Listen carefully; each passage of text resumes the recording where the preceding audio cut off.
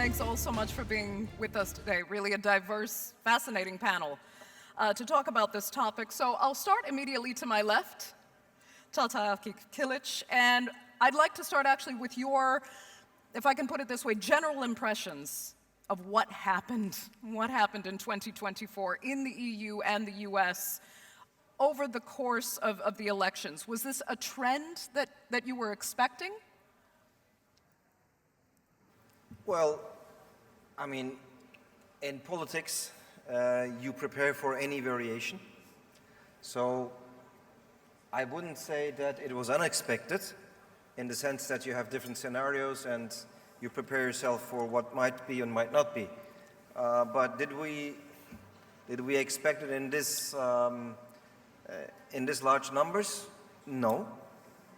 But you have some signals, if you will, that give about signals that how it's going to be. So in that sense, we are not shocked, but the results, maybe the numbers, are not exactly as we projected. And let me ask you personally, and I'll ask everyone the same, how it actually left you feeling. Has it brought a sense, an ominous sense to, I mean, some complain about the state of the world right now, having an ominous cloud kind of hanging over it because of results like this?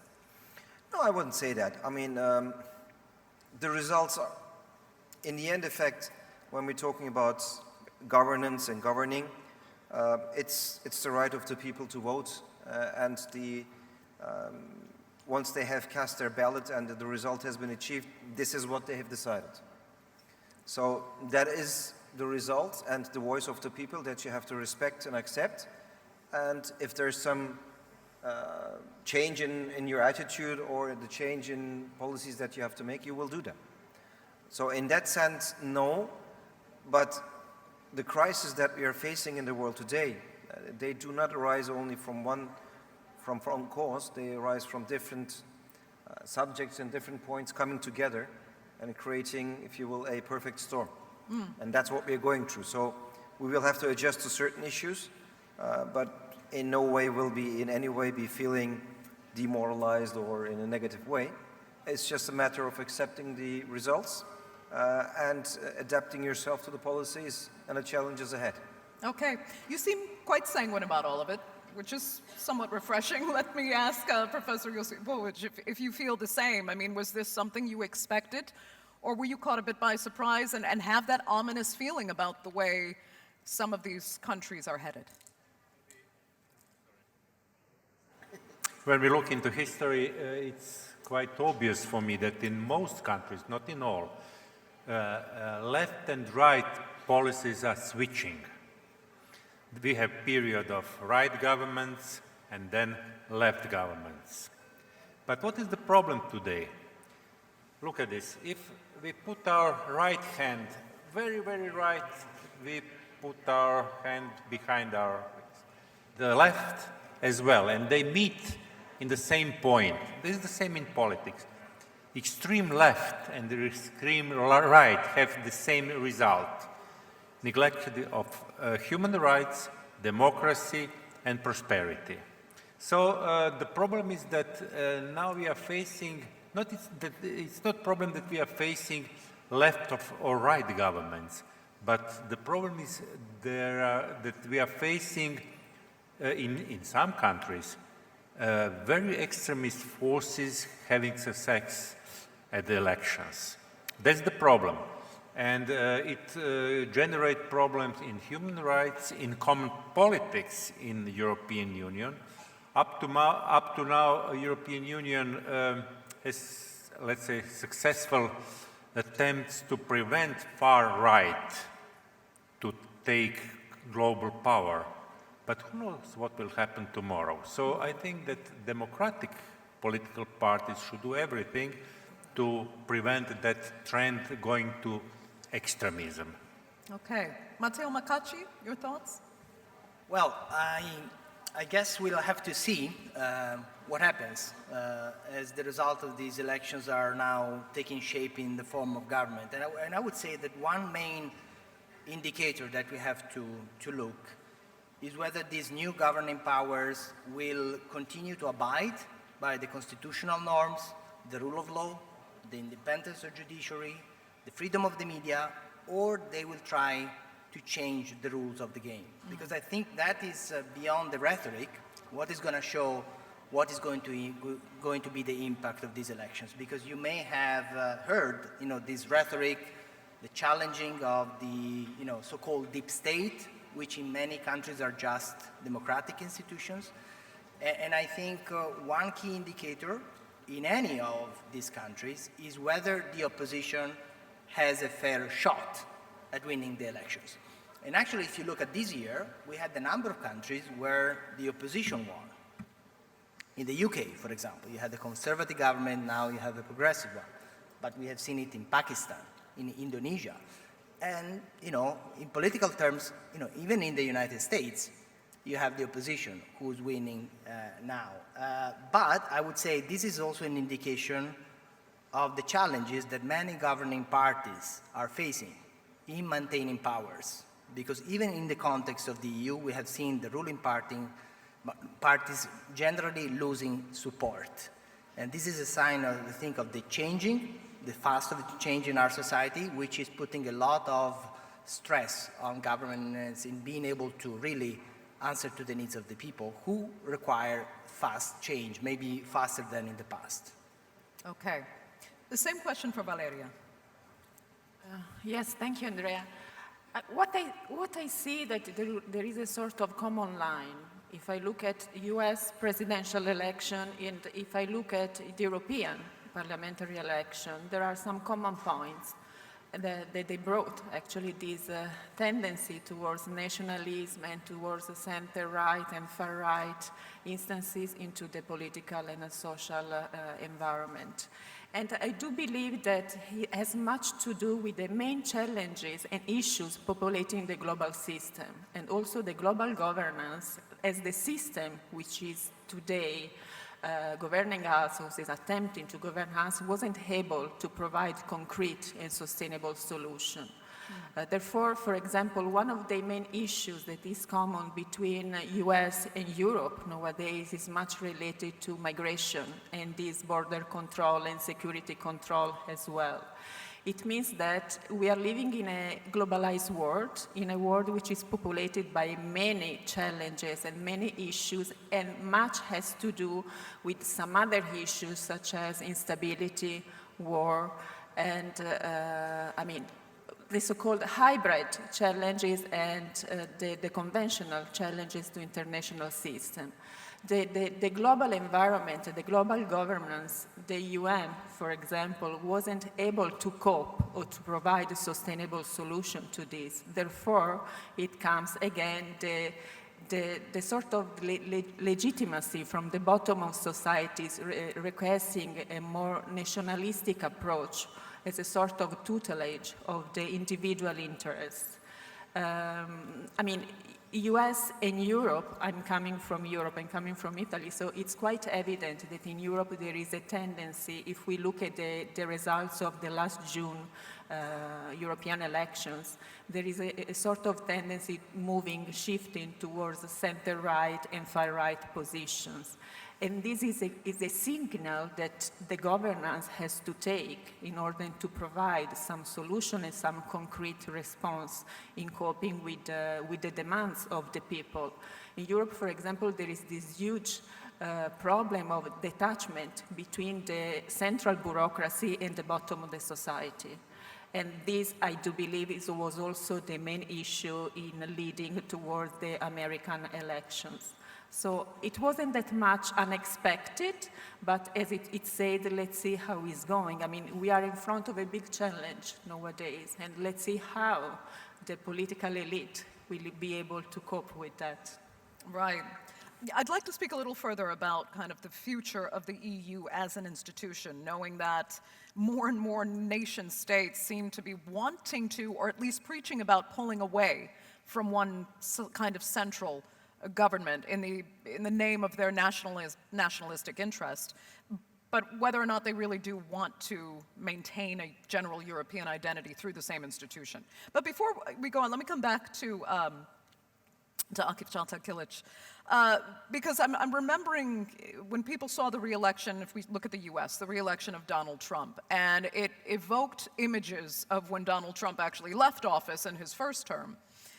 And the storming of the Capitol on January 6th, for example, what kind of example does that set for democratic institutions, since the US tends to hold itself on a pedestal when it comes to democracies and defining democracy around the world? When you do see those types of images and response to a democratic election with minimal consequences, where do you think that leaves the sense of global democracy for all of us? I think this is a topic that we have to see in light of all that has been discussed and is happening right now. I mean, why do these scenes, or why do these, let's say, protests? I mean, in the days when it was happening in 2021, of course, we saw it as a different happening and a different result of different things. But the main thing is that sociologically and psychologically, people in the world, yes, it's a global world. Yes, globalization and being together brings us closer together, but it also brings our problems together. When we are looking from the political point stand, left, right, the classical left and right understanding that we have of policies and policy making, it's also differently seen in Europe and in the States. I think it's not the same democracy in the sense that how it reflects in the sociology. What can be seen maybe as being far right in some places is seen as center right in other places. Or what is seen as far left is seen center left in other places.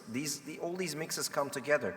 And when you put on top of it, unfortunately, a society which is only being informed with 140 characters on some social media platform and is not able or willing to explore what the realities behind it is, and you get these chaotic scenes. We had them in Turkey in the past, and we were being lectured about it from bigger democracies and bigger powers, that what we are experiencing and doing is our own fault. But when it's happening in their own country, it's a bunch of people who do not reflect the general society. Another example of this is, you do remember the terrorist attacks in Norway, when a single terrorist went about and shot more than 70 people on an island in Norway. Breivik or some was his name, I think. The whole world was expecting that guy to connect himself with the Islamic faith. He turned out to be an extremist person, but he turned out to be a Norwegian. But very quickly, the attitude and the concentration shifted from him being Norwegian and in his roots Christian to the point where if he is sane or not sane, in his insanity. Now, all these things that happened in the past build up to a certain place. And when there's trust that is being lost, then these kinds of scenes do happen. What kind of a signal does it send? In today's world, unfortunately, we are experiencing very violent outcries for a lot of things. But as I mentioned before, most of the problems that we are having is from lack of information. What do I mean with that? The uprisings, the reflexes, the violence in the streets sometimes is from a point where the people who come together don't really understand what they are going against. Not saying that some of it is based on correct information, but most of it is based on misinformation and disinformation. And I think that is the problem that a lot of us are facing. And maybe, I think it was today that Australia has put a ban on social media for people who are younger than 16. So I don't know what the details of it are, I just saw a headline. I'm not saying it is right or wrong, because I don't have the correct information, but at a certain level, also in the European Council, we have been debating for years now how we are going to address the problem of misinformation, lack of information, or purposely misleading information that is being shared to minds that are still young. Everybody is young, but a younger mind is more affected by these things than older ones. This is something that we cannot disconnect from each other these days. So we have to bring them all together. And I think that would be, to a certain extent, also the projection that we want to achieve in the future. Okay. Let me ask Professor Josipovic, though, because talking about, trust being lost, a lack of information, from the Croatian perspective, what do you say to those who have maybe lost faith, in a sense, in democracy and how it was supposed to serve them post the collapse of the Soviet Union? With your experience coming out of the Balkans, now seeing a turn to the right and closer to a sense of almost authoritarianism that actually kept them suppressed for so many decades, many would argue, almost empathizing with that again today. What does it say to you about the state of democracy, especially in the Balkans? Croatia is a transitional country. I would like to say former transitional country, because our transformation was really example of good and efficient transformation of former, you say communist, I will say socialist country to modern democracy. We have our problems, definitely. And like in the other countries, the biggest problem on the political scene everywhere, in Balkans especially, in Balkans, are populism and nationalism. They are feeding each other and growing together, unfortunately. I think some of our neighbors are a clear example for such disaster that I call nationalism and populism. Unfortunately, many of countries, not only in our region but all around the world, shows this weakness of democracy. Because what happens? It happens that nominally democratic institutions turn the code. Media is the best example. So media are outspoken as a basic of democracy, basic part of democracy. But unfortunately, today we have to ask ourselves whether media are still advocating public interest, democratic interest, or they are they are motivated by some other motives. And it's especially problem because not all or relevant political forces has appropriate approach to media. So I think we should reconsider how to help media not to run private or exclusively right or exclusively left radical, I had radical interest, how to be transparent, and how to be part of democratic improvement of our societies. In my country, we had a really good history being included in European Union, making a really important transformation of our society to modern democracy. Definitely we have some problems like the other democracies, definitely. We have also traces of nationalism and populism on our political scene. And it's not our national problem, it's a global problem of democracies. And definitely on the European level, we can see the changes in the result of last elections. Far-right parties, anti-European parties, that's paradox, anti-European parties are members of European Parliament. So for me, one of the most important questions of democracy, not only in Balkans, but also on a global European and global world level, is what will happen with the European Union? Is success of far-right parties going to change essence of European Union? Because primarily, European Union is not economical project, it's peace project. That's very important. It was created under economy title, but basically it's peace project. So now we are facing big differences among members of European Union, and I'm one of very few politicians, now former politicians who advocate not weakening of European Union, but strengthening of European Union. For me, the only successful future for European Union is Constitution of United States of Europe. That's the step that unfortunately is not supported by almost all acting politicians because they are following our wording, national wording. It's better to be first in the village than second in the city. So that's obstacle for development of European Union in direction of United States of Europe. Okay. It's interesting. By the way, I'm not sure if anyone else is struggling with the sound. Yeah, sound. Yeah, it's very difficult to hear. My apologies. But if I'm understanding both of you correctly, you've both alluded to the fact that the media, in a way, has been responsible for eroding democracy.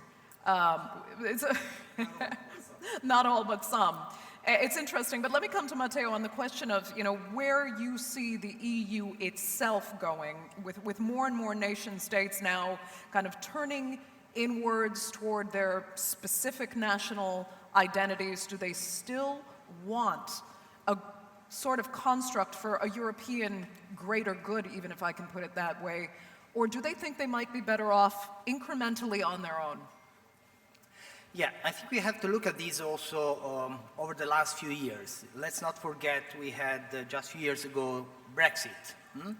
Brexit, many people thought could be a sort of final blow to the idea of European Union, and growing discontent also in terms of popular support in EU countries for the project of the European Union itself. But then, a few things happened. For example, COVID happened.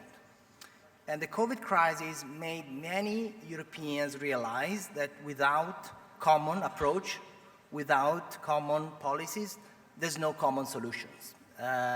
And this is true, in cases of crisis, when we have seen with COVID, but let's look at the war in Ukraine. Even the response to the war in Ukraine either is European or there's no individual EU countries that can manage, such big challenges. For example, energy, resources, energy access for, each country had to be negotiated at the EU level with other partners worldwide. So I think it is true that the rise of these nationalist and populist parties is a reflection of popular discontent, but this is also part of democracy. I mean, political leaders have to cope with the idea that if people are not supporting them, they are asking for change, they have to take these requests into account. And leading to some of the, let's say, issues which are in the background, it has been mentioned earlier, the issue of immigration, which is also fueling these racist and xenophobic approaches, which are resonating with some of the public. But why are they resonating? There is probably an issue that needs to be dealt at the political level. Immigration is a challenge for many societies. And unless people see that there is an effective response, they will look for alternatives. Now, what will be interesting, and we have already seen in some countries, if these populist parties get to power, what kind of policies will they be able to implement? Will they be able to satisfy the needs of the people? And I think this is something that is going to be interesting because for EU countries, any of them, now the connections with the economic and financial markets at the EU level is so strong that opting for national solution in some cases just doesn't work. And they may not be able even to implement what they have been professing that they wish to achieve. So I think there are some elements that will need to be seen, but my view is that the push for European integration is already happening at the local and, at the citizens level. As Europeans, you can travel and you can work anywhere. I don't think anybody is going to take that away from the citizens. The integration of markets, the common market for companies is part of the reality. So I think the question is going to be about the political integration and whether the unity among political leadership will be able to be achieved in a moment where clearly it is needed for Europe to be able to deal with geopolitical giants like the United States, China, India, and no individual EU country is able to handle those relationships. Okay. Valeria, would you agree there? Yes, I really do agree. I think European Union nowadays it's at a critical point. It has to decide which direction has to take. And here I would like to bring the topic towards Turkey, for example, which is my expertise. For example, how Turkey stand in front of this new European Union, the far-right groups increasing within the European Union, and what will be the future of European Union regarding Turkey and vice versa, looking from Turkey towards European Union.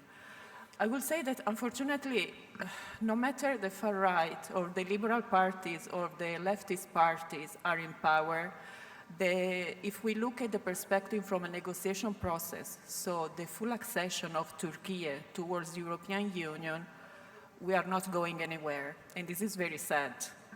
And it's not just related to Turkey, because the main critical issue is related still to the pending issues of Cyprus, which was there just right at the beginning of negotiation. So at this point, we are at that point, but there is also a good relations regarding Turkey nowadays. I will call a sort of transactional relations with Turkey regarding security, regarding as well the hot issue that the right parties brought up to the table of European Union. Migration, for example. The far right and the right parties and the government in Europe nowadays are trying to manage irregular migration. They are just adopting more tough controlled security measures.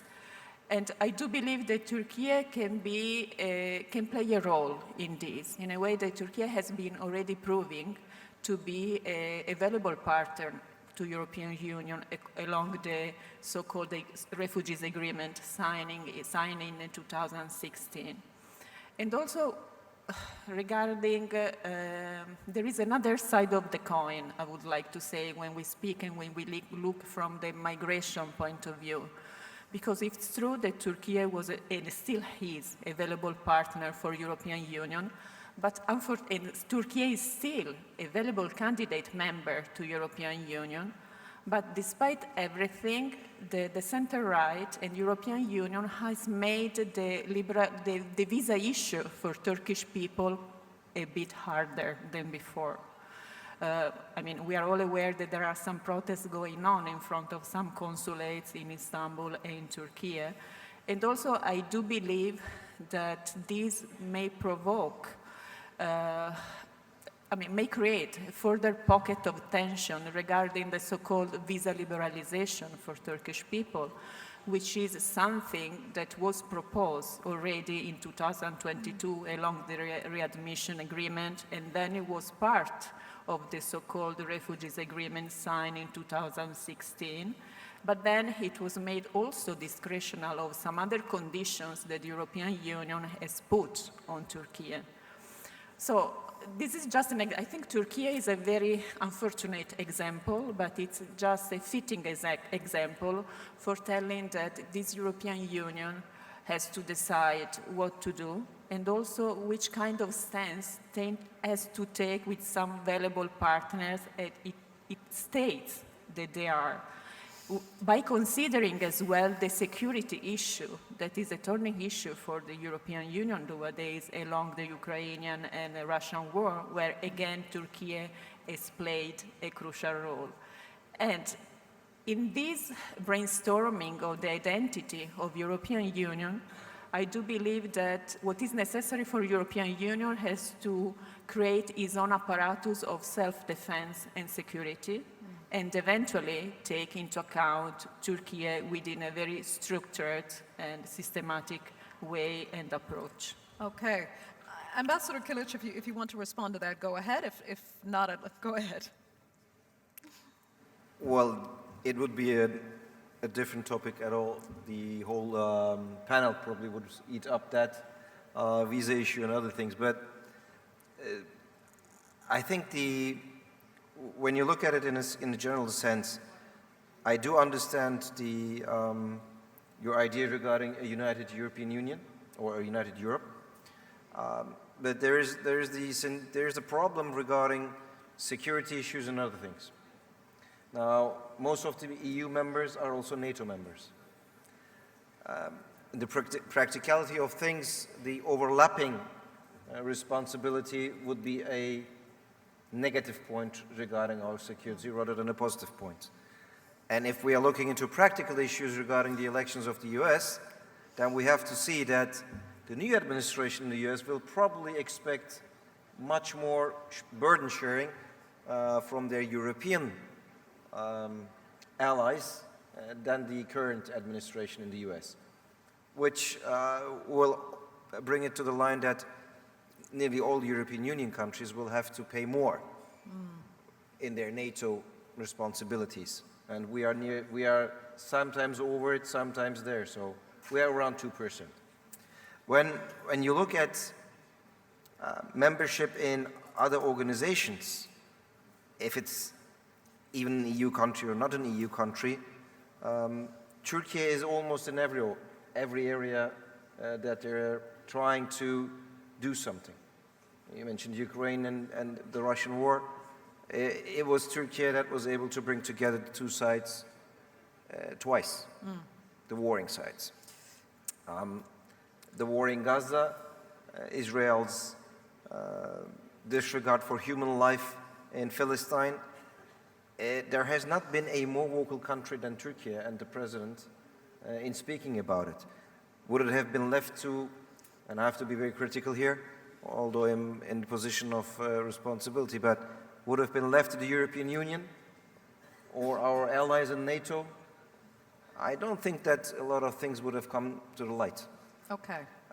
So we are there, we're going to stand there. We are going to have our share of problems with the European Union.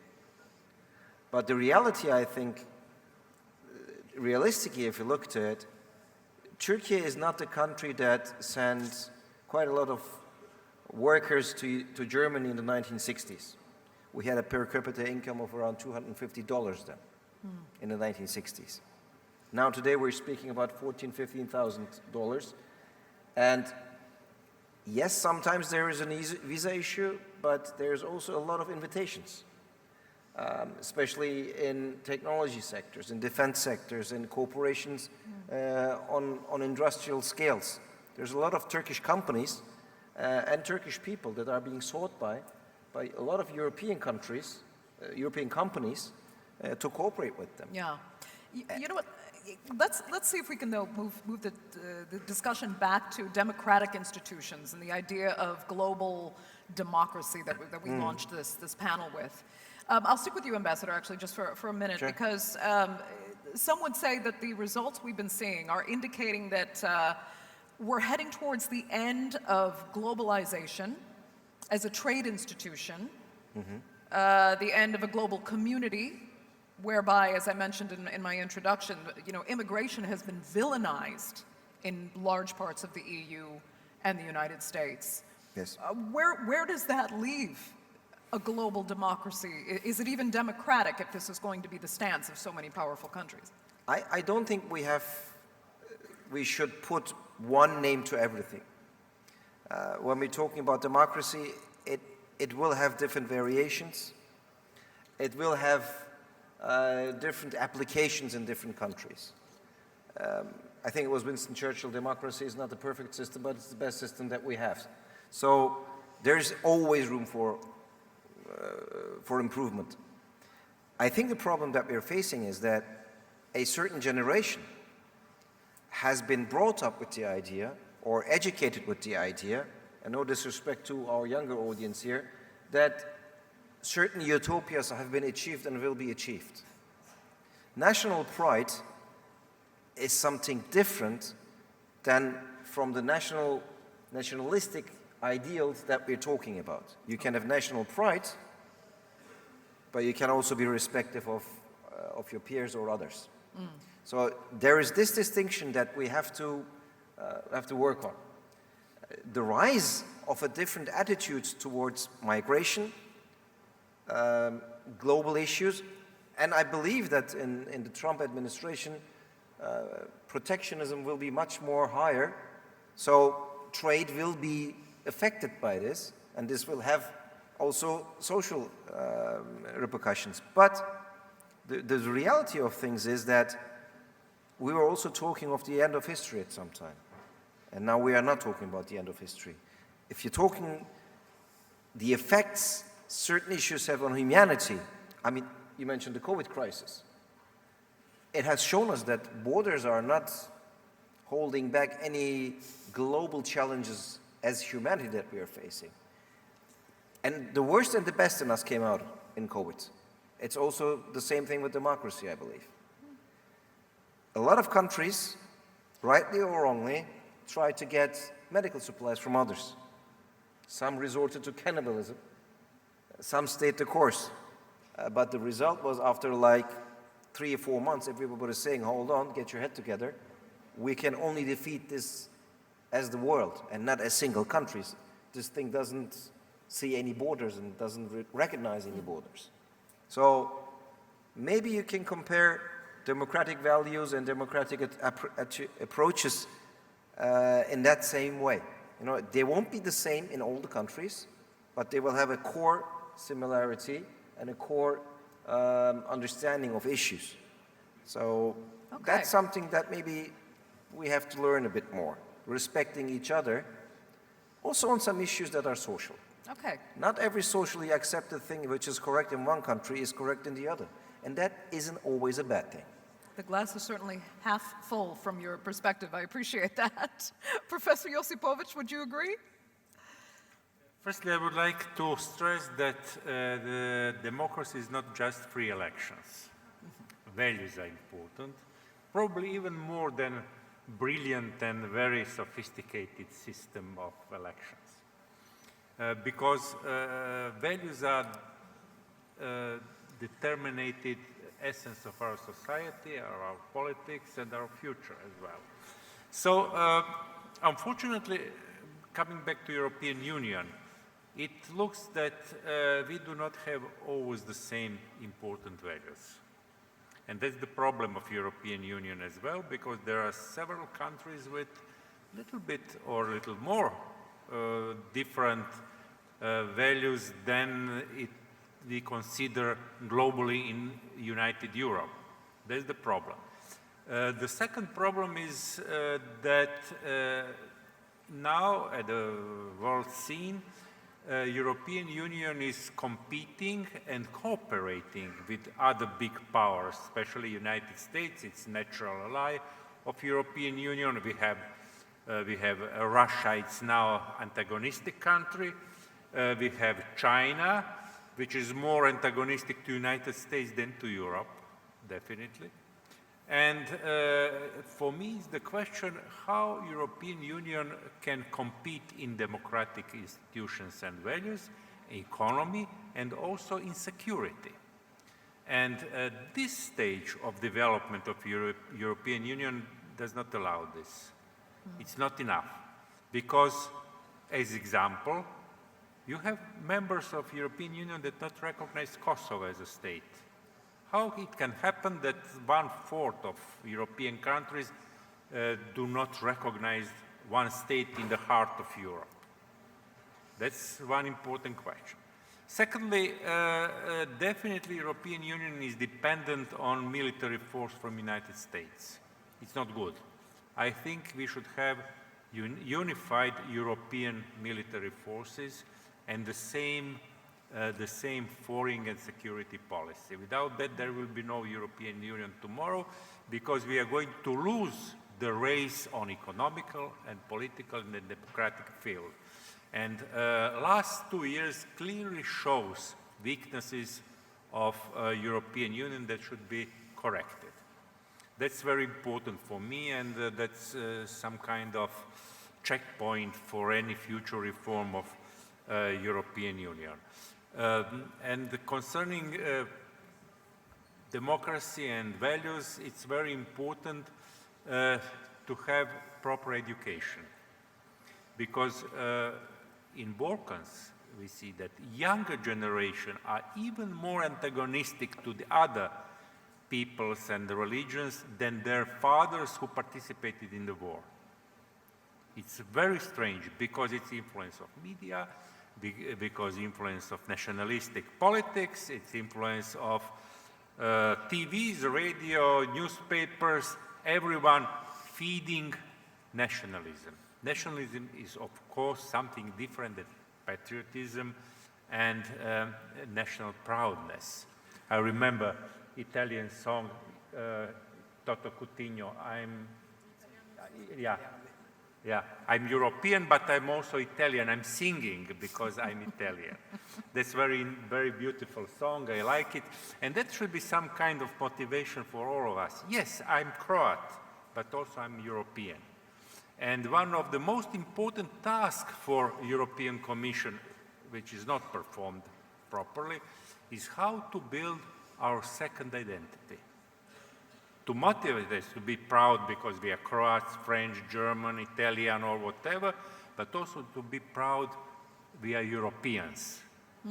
I was joking, telling that probably the most important step will be to have a European football team at World Championship. That will be very nice. I will be for Croatia, and my second team will be European one. And it's of course a joke, but building European identity is one of the most important things for me. Thank you. Okay. We're actually running into our final minutes here, if I'm not mistaken. Don't have a timer. But okay. If Ambassador Kilic is going to be the glasses half full, let me kind of propose a glasses half empty scenario. According to those, Matteo, who say that the erosion of democracy is to some extent a global trend now, and it's arguably similar to what we saw, again, incrementally in the lead up to World War II. To what extent do you see those similarities, if at all? Well, you were mentioning also earlier, this term global democracy. I mean, I don't think we have a definition of global democracy, but we do have the international rules-based order. Yes. So those rules which were adopted after World War II, the Universal Declaration of Human Rights, all the international conventions for civil, political, social rights, women's rights, all those rules have been developed and agreed by almost all the countries of the world, 192. So what we have seen over the last few years, there is an erosion when it comes to the respect of these basic rights. And it's also happening in Europe, not only Europe, many continents, but this is a trend which is happening. And it is worrying because in a world that becomes more globalized, where the answers to the challenges, whether it's war and peace, whether it's economic development, whether it is the protection of the environment. I mean, we just had the COP29 summit in Azerbaijan with trying to find solutions to global problems. So the idea that there is a realistic national solutions for any of us to this problem is simply not there. But of course, there are populist leaders who are building on the dissatisfaction of citizens to say, no, I can fix it. We will fix it as Italians, as Brits, as Hungarians, as Russians, whatever it is. We can find the solutions. It is not the same world of last century. The solutions are not going to be national. And so I think it is a responsibility of all democratic forces to unite and to denounce this, because it is easy to build popular support through fear, through fear of immigration, through promising what cannot be done at the economic level, at the national level. But this is something on which the role of international organization is in a moment of crisis, evidently, but the need for those, in my view, is only growing. It's not going to go away. So if these national leaders will try to find the solutions, they will realize when they are to make decisions that they need to build partnership. On trade, nobody can dictate the rules by itself. Of course, there are countries which are more powerful, others that are less. So, but the idea of dialogue, compromise, and cooperation, I think is the way forward. I don't see any other solution. Okay. Valeria, your thoughts on the analysis you just heard, and also, I mean, the similar question for you. And one of the other issues that was raised here when it comes to a sense, at least, of a kind of global democracy and a rules-based order is the right of migrants, asylum seekers, refugees, that we've seen Italy take a very strong position on, that puts that international rules-based order kind of into question, this global democracy into question, having outsourced asylum seekers and refugees in Albania, for example. It's a global issue. Italy has taken a position on it, for example. How do you see that as well feeding into the idea of a global democracy? Thank you. You rightly mentioned the case of Italy, and this sparked a lot of attention and polarization within Italy as well, because the judiciary confirmed that the outsourcing that the Prime Minister proposed was not fulfilling the legality, so it was not legitimate. I do believe that if we look at the issue from the global perspective, then the institutions, the global institutions are entitled or may think to create a sort of framework, a global framework in order to set the standards for regulating migration and for confronting the irregular migration as well. And this also may prevent a sort of tendency towards populism and too much nationalist approach, which sometimes acts against the law as well. But definitely migration is one of the hot issues nowadays globally that entangle Europe, United States, but all over, also the Middle East, right? I mean, this is a region which is inflamed by tensions and conflict, and as well many people are migrating or trying to escape the wars and the conflict. So I do believe that beside the responsibility at national level, also at the global and international level, we should take action in order to drive, to write down a sort of framework and to set some standards for regulating the migration issue. Also for giving the dignity to the people, which is most important regarding to this. Indeed. As you can see, we're getting a warning here that our time is actually up, so I'd like to thank all four of my panelists so much. Professor Ivo Josipovic, Ambassador Kilic, Matteo Mecacci, and Valeria Gianotta. Thank you so much for being with us on this episode.